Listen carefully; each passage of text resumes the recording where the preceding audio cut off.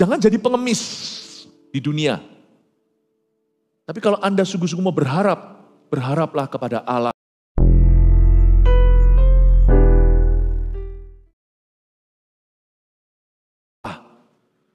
Daud berseru, kasihanilah aku, jangan lupa loh.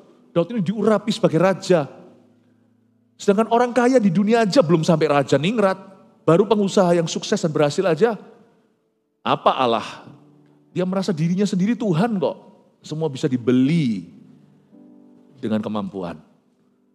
Dibutuhkan suatu kerendahan bagi seorang punya posisi. Seorang punya kuasa, punya kedudukan. Untuk bisa, pasti mewek sebentar lagi kalau memang cengeng orangnya. Kalau enggak pun, pasti hati Anda merasa seperti telah menjadi korban. Kasihan aku ini. Tapi kalau kita masuk dalam doa, ngomongnya sama Allah, kita enggak akan menjadi korban. Waktu kita masuk, kita jadi dekat sama Tuhan. Waktu saya masuk hadirat Allah dan berkata, have mercy on me. Ketika saya dalam masalah, namanya manusia, kita semua pasti pernah dihimpit. Saya pun pernah berada di musim kehidupan di mana saya nggak bisa lihat lagi ke depan, itu ngeblank. Seperti sungguh-sungguh mundur kena, maju kena, itu pernah saya berada di situasi itu. Mungkin Anda masih di situ. Waktu saya berkata, have mercy on me, saya mewek, memang saya nangis. Tapi saya tidak bermentalkan korban karena saya ngomongnya sama Tuhan. Waktu saya berkata, Tuhan kasihanilah aku, saya memposisikan diriku sebagai anak. Kayak anak ngomong sama papanya, Pak minta dirangkul, nangis. Itu tidak akan merasa dirinya sebagai korban. Tapi dia akan merasa dirinya dikasihi Tuhan. Waktu kita masuk dalam hadirat Allah, boleh kita curhat, ngomong apa adanya. Pilih lagu-lagu yang membuat Anda itu merendah di hadapan Allah. Cari nyanyian yang mendekatkan Anda kepada Tuhan ketika Anda berada di arus bawah. Lagu-lagu lama ya, kasih setiamu yang kurasakan, lebih tinggi dari langit biru. Kebaikanmu yang telah kau nyatakan, lebih dalam dari lautan. Berkat-Mu yang telah ku terima, sempat membuatku terpesona. Apa yang tak pernah kupikirkan, itu yang Kau sediakan bagiku. Ini bukan rendah diri, kalau kita ngomongnya ke Tuhan, bicara begini. Siapakah aku ini Tuhan? Rendahkan hatimu ke hadapan Tuhan.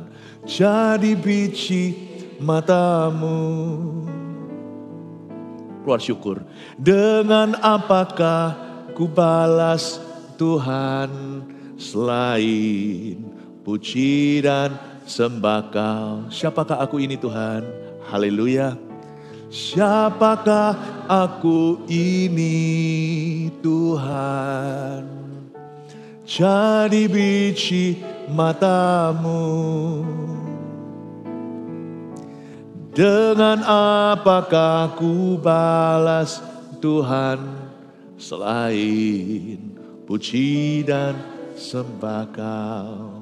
Waktu saya bertobat tahun 92, saya belum dikenal orang dan jarang orang mau kasih saya kesempatan. Karena teman-teman segelintir orang-orang itu yang sudah paham saya itu siapa dulunya, takut memberi kepercayaan. Jadi saya bawa masuk hadirat Allah. Saya nyanyi lagu ini, saya bisa mewek, bisa nangis. Siapakah aku ini Tuhan? Daripada saya merasa jadi korban, mendingan saya merendahkan hati di depan Tuhan. Ya memang aku bukan siapa-siapa Tuhan. Kalau Engkau mau angkat aku, silahkan. Kalau enggak apa-apa, asal aku jadi anakmu. Aduh, itu membawa kita mendekat ke Tuhan. Itulah jeritan kasihanilah aku. Jangan mengasihani diri sendiri, apalagi sama manusia. Nanti kecewa. Kalaupun Anda mendapat pembelaan orang, jangan-jangan nanti Tuhan tidak berkenan. Kalau orang sudah membelamu, ngapain aku bela kamu, kata Tuhan. Kasihanilah aku itu a humble heart. Jaga hati kayak gitu. Dan Daud seorang pemazmur, dia jaga hatinya selalu merendah di hadapan Allahnya. Kasihani aku Tuhan. Love me Lord. Ya, jadi miliki hati yang humble. Coba katakan pada diri sendiri, Tuhan kasih saya rendah hati. Amin. Jaga itu ya. Dalam pelayanan juga kalau kita senggol-senggolan, kita diuji sama Tuhan, dibentuk karakternya. Bersedialah untuk berproses dengan Tuhan Yesus. Jangan gampang marah, jangan angkuh, aku kok diginikan, kok digitukan. Belajar gak apa-apa. Kasihanilah aku Tuhan. Hati Daud itu hati yang sangat humble. Saya kagum sama orang ini, terus terang. Makanya dia adalah nenek moyang Yesus Kristus. Dia punya DNA, itu kita harus tiru. Orangnya humble dan humility bukan rendah diri. Orang berkata humble itu berarti tidak percaya diri, salah. Saya punya beberapa teman yang begitu humble. Tapi orangnya pede sekali, percaya diri. Beberapa orang yang sangat gak pede, gak percaya diri. Kelihatannya humble, itu semu. Ada orang, aku gak bisa, aku gak pandai, gak gitu. Waduh, orang-orang begitu memancing pujian. Nggak, kamu pandai. Disuruh doa gak mau, gak bisa, gak pernah, nanti aku kurang bagus segalanya. Aduh, jual mahal sama Yesus, kayaknya humble. Jual mahal tapinya. Coba ya orang kayak gitu ya, dikasih harta, gaya nanti. Jadi orang kaya baru yang flexing kanan kiri. Dikasih posisi, pasti dia menekan bawahan. Karena waktu dia di bawah, dia mengasihani dirinya, dia gak bisa menerima keadaan. Nanti waktu dia di atas, tahu rasa lu, sekarang giliran kalian. Jangan kau kira rendah hati itu sama dengan orang gak percaya diri, minder. Minder itu sombong terbalik. Cuman belum dapat hawa aja, dia belum dapat kesempatan. Coba tunggu sampai dia unjuk gigi. Kelihatan nanti warna asli. Don't you think humble itu minder. Rendah hati itu mengakui bahwa segala berkat itu datangnya dari Tuhan. Rendah hati itu mau melangkah sekalipun dia tidak bisa asal Tuhan yang suruh dia. Rendah hati itu selalu memberi kredit kepada Tuhan Yesus bukan pada dirinya. Rendah hati itu selalu pada ujungnya akhirnya mengarahkan mata orang pada Tuhan. Makanya itu kasihanilah aku disambung begini oleh Daud. Sebab kepadamulah jiwaku berlindung. Dia mengakui bahwa pertolongannya datang hanya dari Tuhannya. Sekalipun Daud yang pernah membunuh Goliat ini tahu dia juga punya ilmu. Dia punya ilmu bela diri yang lumayan. Dia bisa pakai senjata loh ya. Daud ini juga orang yang kawakan dalam perang sebelum dia perang sama orang. Dia pernah kalahkan beruang. Tapi Daud mengakui bahwa semua pertolonganku itu datangnya dari tempat yang maha tinggi. Orang rendah hati itu bisa jadi orang yang sangat sukses dalam hidupnya. Tapi dia tahu bahwa itu hanya titipan Allah. Dia tahu bahwa dia bukan ujungnya. Tujuan daripada semua berkat di hidupnya adalah untuk dia bisa salurkan demi kemuliaan Tuhan. Orang yang rendah hati itu mungkin bisa jadi orang yang kaya misalnya secara materi. Tapi dia gak merasa bahwa dia keahlian kepandaiannya lah yang membuat itu terjadi.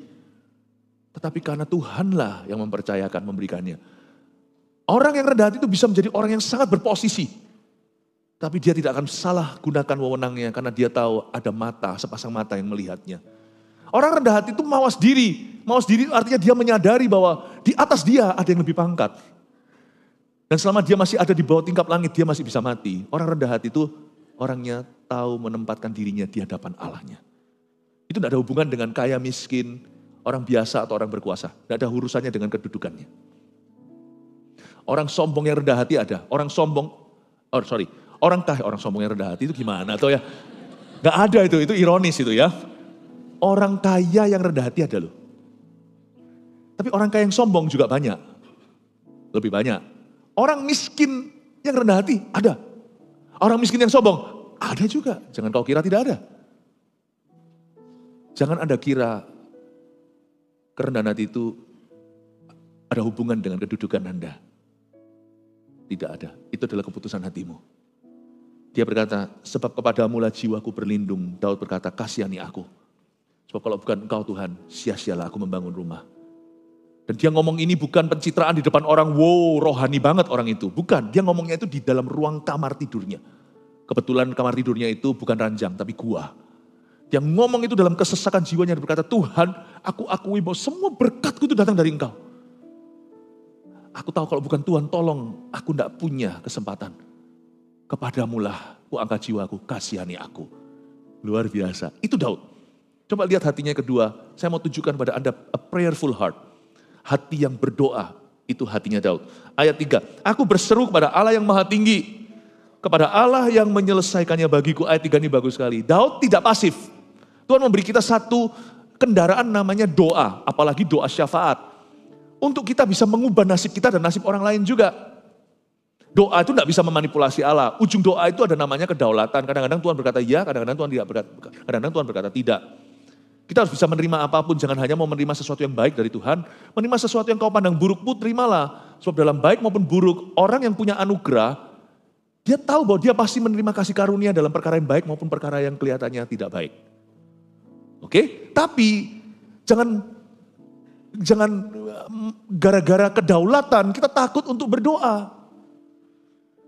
Belum apa-apa kita sudah lemah iman dan merasa percuma atau ujung-ujungnya kehendak Tuhan yang jadi. Tapi berapa banyak cerita di Alkitab, sesuatu itu berubah karena doa. Sadarkah Anda?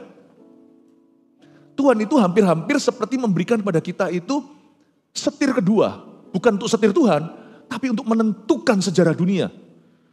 Meskipun ada yang namanya kedaulatan yang tidak bisa Anda abaikan, tapi doa itu mengubah sesuatu, that's true. Berapa banyak orang Kristen yang malas berdoa atau merasa tidak perlu. Kenapa? Toh ujungnya kehendak Tuhan. Coba lihat ya orang kayak gitu ya. Sama versus lawan orang yang sungguh-sungguh mendoakan keselamatan orang-orang lainnya. Orang itu tadi keluarganya 20 tahun kemudian tetap tidak percaya Tuhan. Coba lihat orang satunya yang memperjuangkan dalam doa. Lihat satu-satu terima Tuhan, lengkap satu keluarganya diselamatkan. Mentang-mentang ada kedaulatan, orang itu jadi merasa tidak perlu berdoa. Sedangkan yang satunya tahu ada kedaulatan, tapi dia berdoa syafaat. Coba lihat Sodom Gomora kalau tidak ada Abraham. Lot pun mati, hangus terbakar. 10 aja nggak ada, kok cuma Lot dan istrinya. Anak-anaknya 2, menantunya tertawa nggak mau ikut. Akhirnya cuma Lot dengan 2 putrinya, cuma 3. Istrinya pun jadi tiang garam. Kalau bukan karena doa Abraham, kuotanya aja nggak masuk sesuai dengan klosal yang ditandatangan dengan Tuhan. Tetapi tetap terjadi perubahan nasib Lot gara-gara Abraham. Itu ponakan sangat bersyukur punya om kayak gitu. Daripada om yang berkata, semua kan terserah Tuhan, nggak usah doa. Mati tuh Lot di dalamnya. Coba lihat orang yang berdoa syafaat dengan tidak berdoa. Coba lihat perbedaannya. Bahasa roh. Misalnya Pentakosta kemarin kita barusan merayakan Pentakosta kan berapa minggu yang lalu. Bahasa roh, gak usah lah dikasih ya sudah, gak dikasih ya gak apa-apa. Iya coba lihat di gereja yang begitu, berapa banyak sih yang dapat. Tapi di gereja yang percaya dan mengetuk pintu sorga, semua dapat? Tidak. Yang gak dapat ada sesuatu yang salah dengan mereka yang tidak memperolehnya? Tidak juga. Tetap mereka sama-sama anak Tuhan, sama-sama pelayan Tuhan di gereja kita. Tapi coba berapa banyak yang dapat di gereja yang mengetuk pintu Tuhan. Sorga mencari dan meminta. Coba lihat perbedaannya. Apakah semua orang sakit kita doakan sembuh? Enggak. Tapi kalau kita terserah ke syira-syira whatever will be. Enggak ada tuh cerita kesembuhan testimoni. Keluarga saat teduh bersama. Atau pada waktu KKN Jumat Agung kemarin. Atau di CGJG ketika kita tumpang tangan. Tiba-tiba dicek lagi CA-nya menurun. Tiba-tiba tumornya jadi tidak ganas. Ada banyak cerita. Telinga berdenging, tiba-tiba telinganya hilang, ya kan? Enggak lah, telinga masa hilang. Kuping masih ada di sana. Dengingnya yang tidak ada. Yang sirna. Kalau kita sebagai gereja pasif. Terserah. Kan ada kedaulatan Allah. Kan terserah, Tuhan kasih ya baik, tidak kasih ya gak apa-apa. Tapi kalau kita tahu di situ ada janji Tuhan. Meskipun kita tahu ada kedaulatan pada akhirnya. Apa salahnya kita berdoa? Coba lihat gereja yang mendoakan orang sakit dengan yang tidak. Berapa banyak kesembuhan yang terjadi. Betul ya? Makanya ayat ini bagus sekali. A prayerful heart. Hati Daud itu hati yang berdoa. Aku berseru kepada Allah. Berseru itu seolah-olah dia bisa mengubah. Yang maha tinggi kepada Allah yang, perhatikan, menyelesaikannya bagiku. God will finish it for me. Tuhan akan selesaikannya untuk saya. Dalam cerita Daud, berapa kali dia nyaris mati. Dia berseru kepada Tuhan. Tuhan tolong dia. Ketika dia pergi masuk ke satu dalam peperangan, haruskah aku terjang? Yang lalu terjang berhasil, jalan lurus. Sekarang Tuhan berkata, tunggu sampai derapan kaki di atas pohon-pohon itu. Dengan jalan yang melingkar. Dia berseru berdoa pakai urim dan tumim. Pakai alat-alat di perjanjian lama. Sekarang kita gak perlu alat-alat itu. Sekarang kita punya roh doa di dalam kita, itu Roh Kudus. Dia berseru, Tuhan kasih dia kemenangan. Hati Daud itu humble heart. Hati Daud yang berikutnya adalah prayerful heart. Hati yang berdoa. Coba lihat ya hati Daud yang ketiga apa di ayat 4. Kiranya ia mengirim utusan dari sorga dan menyelamatkan aku. GR ini orang. Mencela orang-orang yang menginjak-injak aku. Selah. Dia nafas bentar, Selah itu pause, berhenti sejenak di antara lagu. Berikutnya masih lanjut. Kiranya Allah mengirim kasih setia dan kebenarannya. Ini orang yang gede rasa. Hatinya itu a hopeful heart, hati yang berharap. Bagus sekali, ini orang yang saya gak bisa bayangkan. Daud itu orang yang optimis gitu. Optimis banget. Terbukti waktu dia di medan perang hampir menghadapi Goliat, semua orang ketakutan. Dia berkata, ngapain sih orang ini? Ngapain dia menghina? Orang tidak bersunat ini menghina tentara Allah, the army of God. Semua orang berkata, lu sok jago, kokonya sendiri yang ngomong begitu. Abangnya, sok jago lu, FOMO ya. Pengen tahu apa yang terjadi di perang sini ya. Lu kemanain lu? Itu kamu kemanakan itu mbek-mbekmu yang 2-3 ekor tuh. Daud itu optimis, pokoknya sinis. Ya, sarkastis. Tapi Daud itu optimis. Jadi saya bisa bayangkan orangnya itu gitu. Hatinya Daud itu hati yang optimis. Kan kita taunya hatinya cuma suka nyanyi, tapi dia itu optimis. Nah, karena dia suka nyanyi ya jadi optimis. Nah, kalau kita pulangkan saja aku ke ibuku.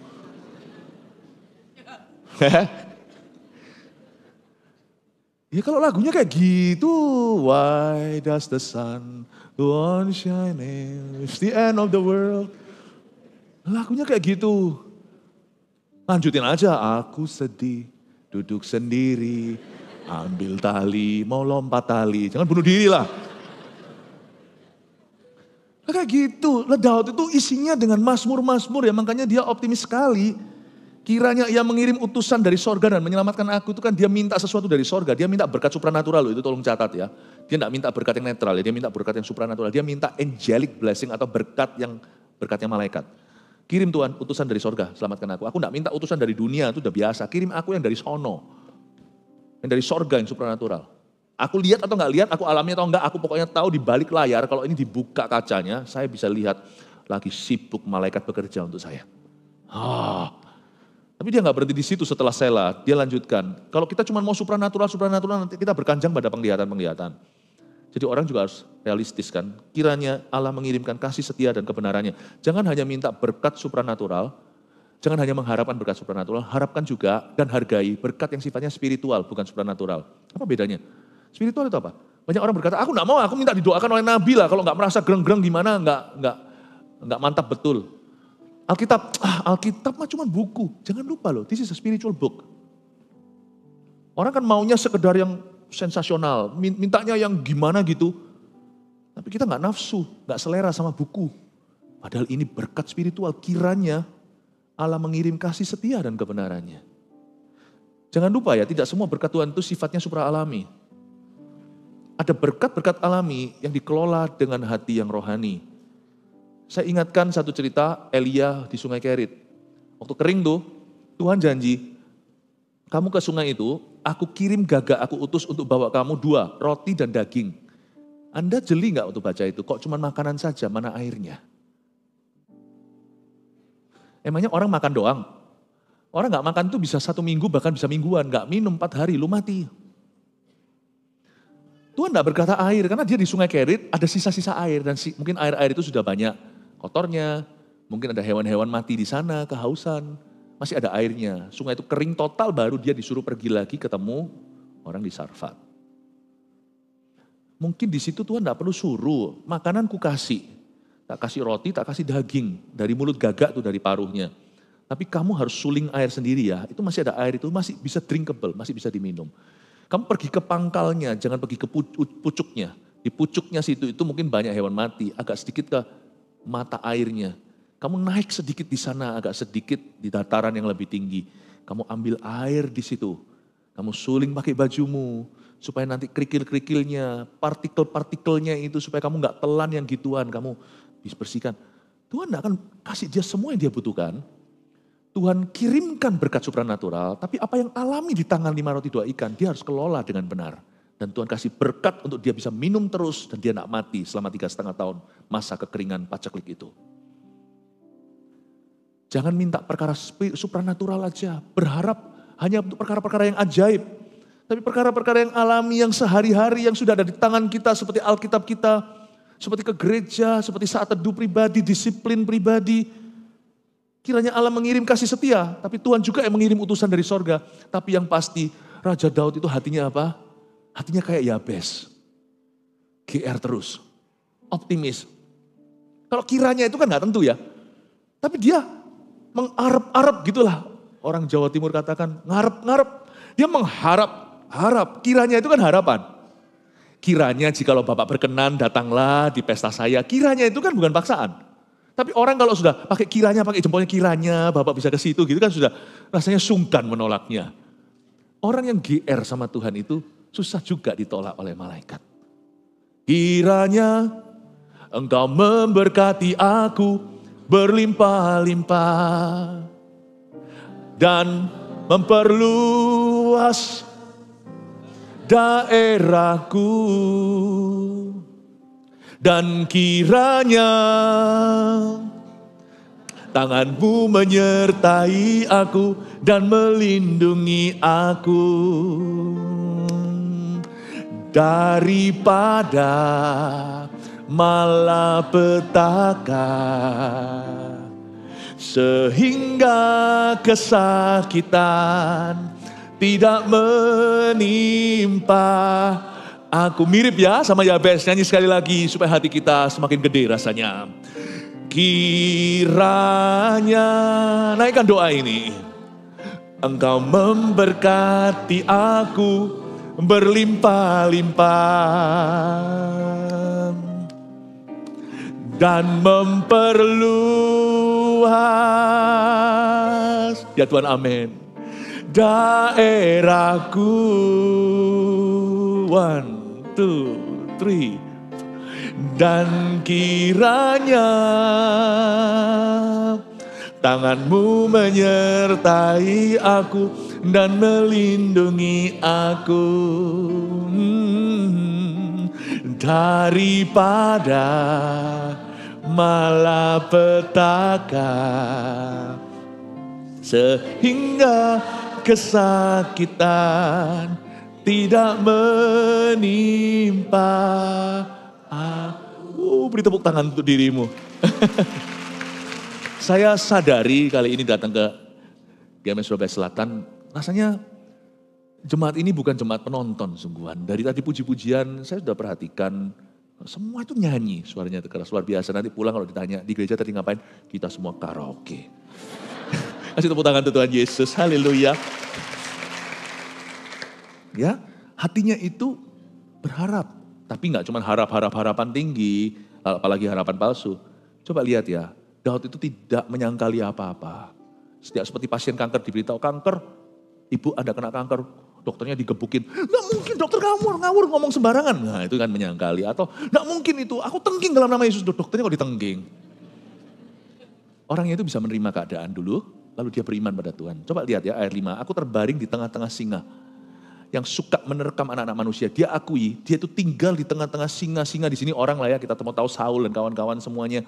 Yang suka menerkam anak-anak manusia, yang giginya laksana tombak dan panah. Dan lidahnya laksana pedang tajam. Dia curahkan hatinya sama Tuhan. Dia beritahu kondisinya, bukan seolah-olah Tuhan tidak tahu. Tuhan tahu, dia maha tahu. Tetapi Daud cerita supaya keluar bebannya. Supaya bisa terlepas dari dadanya. Dia bilang, Tuhan, aku ini diburu-buru.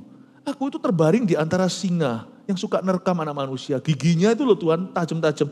Lidah orang itu loh Tuhan, gak hanya bicara soal pembunuhan. Bukan hanya aniaya badan. Tapi juga karakter killing. Karakterku itu dibunuh. Di kerajaan Saul entah apa yang disebarkan. Padahal mereka semua dulu mengeluhkan. Daud itu membunuh berlaksa, Saul beribu-ribu. Fitnah apa yang sekarang disebarkan? Sehingga orang-orang dekatku satu-satu melihat aku begitu. Mereka sudah menjauhi aku. Tuhan, bukan hanya yang sakit itu adalah pembunuhan. Tapi fitnah kadang-kadang lebih kejam daripada pembunuhan. Lidahnya laksana pedang tajam. Daud mengalami yang namanya aniaya batin. Dia juga mengalami aniaya badan. Beda sama kita seringkali yang kita alami hanyalah aniaya emosi, perasaan. Daud itu dilempar tombak oleh Saul. Hampir kena. Ditangkap di negara Filistin. Pura-pura jadi orang gila, orang gak waras. Daud mengalami berbagai macam persekusi. penganiayaan. Dia ceritakan sama Tuhan. Jadi hati Daud bukan hanya berharap, hatinya realistis pula. Jikalau ada orang di sini kena divonis suatu penyakit yang terminal atau penyakit yang mematikan, jangan tengking dokternya.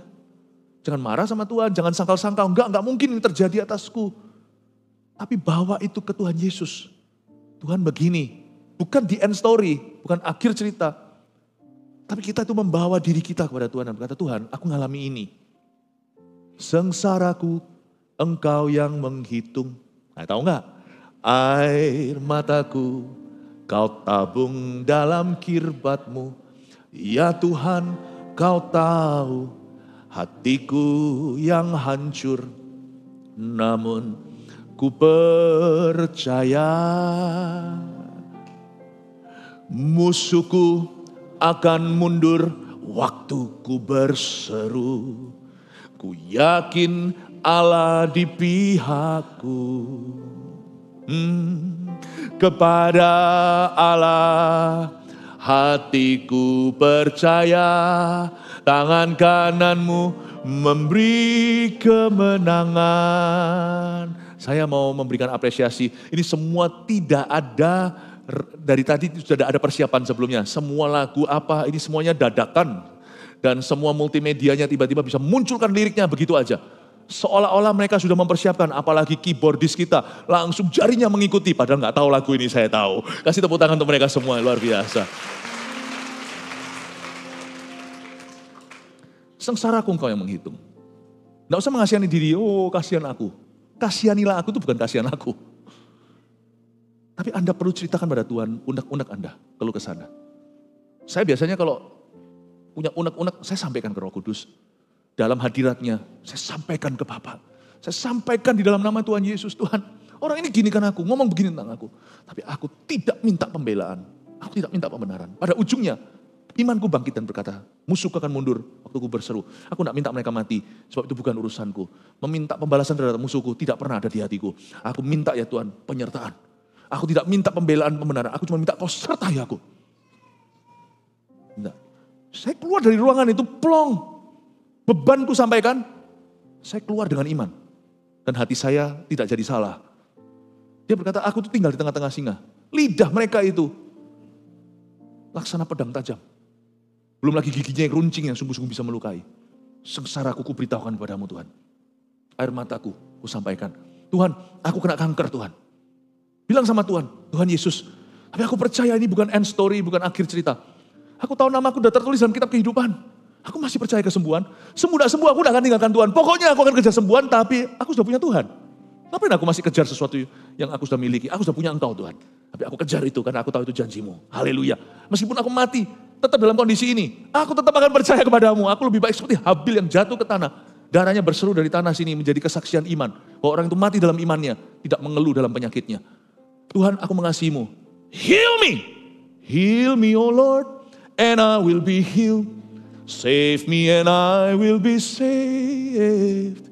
Sembuhkanku dengan kuasa-Mu. I pray. Saya nggak tahu bahasa Indonesia. You are the one. Pokoknya Tuhan, nanti saya tanya sama Don Moon. You're the one I praise. Pokoknya saya percaya. Itu hati Daud. Jujur hatinya. Apa adanya. Sama Tuhan itu ngomong. Dan sama orang juga enak. Orang gak disangkal-sangkal. Susah.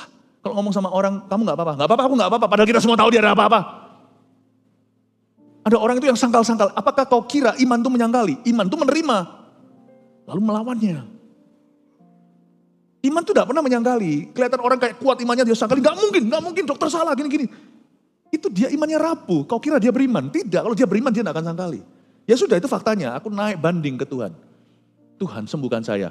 Orang berkata kalau gak sembuh gimana? Gak sembuh ya gak apa-apa, aku mati dalam imanku. Iman itu tidak goyah, iman itu bukan pada sembuhnya. Iman itu kenal pribadi. Dan saya percaya penuh bahwa dia pegang kendali. That's faith. Makanya Daud itu gak takut hidup, gak takut mati. Karena dia punya iman sama Tuhan. Jadi orang Kristen kok takut mati? Rugi. Udah Kristen kok takut mati, nama tahu tertulis dalam nama sudah tertulis dalam kitab kehidupan, ngapain kalau masih kita khawatir segala. Takut hidup lagi. Punya Tuhan, Immanuel Allah beserta. Terakhir, hati Daud seperti apa sih? Coba lihat ayat 6. Oh ini bagus, ini adalah klimaksnya. Tinggikanlah dirimu mengatasi langit ya Allah. Biarlah kemuliaanmu mengatasi seluruh bumi. Mereka memasang jaring terhadap langkah-langkahku, ditundukkannya jiwaku. Mereka menggali lubang di depanku, tapi mereka sendiri jatuh ke dalamnya. Lalu lanjut, seolah-olah lompat, seolah-olah ada pernya dari lembah langsung ke gunung. Hatiku siap ya Allah, hatiku siap. Aku mau menyanyi, aku mau bermazmur. Bangunlah hai jiwaku. Ini ngomong sama diri sendiri. Orang kalau nggak ngerti kiranya dia nggak waras. Get up, bangunlah hai jiwaku, bangunlah hai gambusan kecapi. Itu gitar lah ya. Pokoknya instrumen-instrumen yang pakai string seperti biola, seperti harpa. Bangunlah hai jiwaku, bangunlah hai gambusan kecapi yang dipukul seperti drum. Aku mau membangunkan fajar. Wow, heart of praise. Itu yang membuat Daud itu diberkati. Orang ini suka pujian penyembah. Muji terus, nyembah terus. Ini orang yang suka PAW, tidak seperti orang Kristen datang ke gereja tunggu khotbahnya doang, PAW-nya di skip. Anda kira praise and worship itu hanyalah untuk jalan masuknya khotbah? Anda salah, praise and worship itu ada fungsinya sendiri, khotbah ada fungsinya sendiri. Ini orang hatinya memuji, heart of praise, tinggikan dirimu mengatasi langit ya Allah. Biarlah kemuliaanmu mengatasi seluruh bumi. Heart of praise-nya Daud itu begini, from pit to praise, itu dia lompatnya itu luar biasa dari yang namanya lembah. Tiba-tiba lompat sampai ke bukit. Dia berkata, bangunlah hai jiwaku, hatiku siap Allahku untuk memuji. Jangan lupa, ini masih di pasal 57, berarti dia masih di Adulam. Sudah pakai rebana, sudah pakai kecapi, sudah pakai gambus. Luar biasa. Heart of praise. Ku kenakan jubah pujian. Jangan jubah cucian ya, salah ya. Ku kenakan jubah pujian. Dan segala bebanku pun lenyaplah. Ku kenakan jubah pujian. Lagu lama nih. Ku kenakan jubah pujian. Itu Daud banget. Makanya dia diberkati. Makanya dia begitu penuh kuasa ilahi. Ku kenakan jubah pujian. Dan segala bebanku pun lenyaplah. Ku kenakan jubah pujian. Mau tahu kenapa apa yang dia pegang itu berdampak? Apa yang dia pelihara bertumbuh. Mau tahu kenapa? Hatinya itu loh. Hati yang memuji. Tuhan bertata di atas pujian umatnya. Berarti orang yang suka memuji itu Tuhan bertata atasnya. Berarti orang yang suka menyembah itu Tuhan berkuasa atasnya. Berarti orang yang suka memuji dan menyembah Tuhan mengatasi masalahnya. Itu kan artinya Tuhan bertata di atas. Kan berarti Tuhan mengatasi. Tuhan bertata di atas pujian umatnya yang memuji. Berarti Tuhan mengatasi hidupnya. Mengatasi permasalahan dan tantangannya. Itu dia. 5 ini tuliskan dulu, munculkan semua. 1, 2, 3, 4, 5, hati Daud seperti apa, rangkuman saja di kebaktian terakhir ini. Hati yang merendah, hati yang berdoa, hati yang berharap, hati yang realistis, hati yang memuji. Ayo difoto, 5, silakan. 1, 2, 3, puji Tuhan. Kasih tepuk tangan untuk Tuhan Yesus.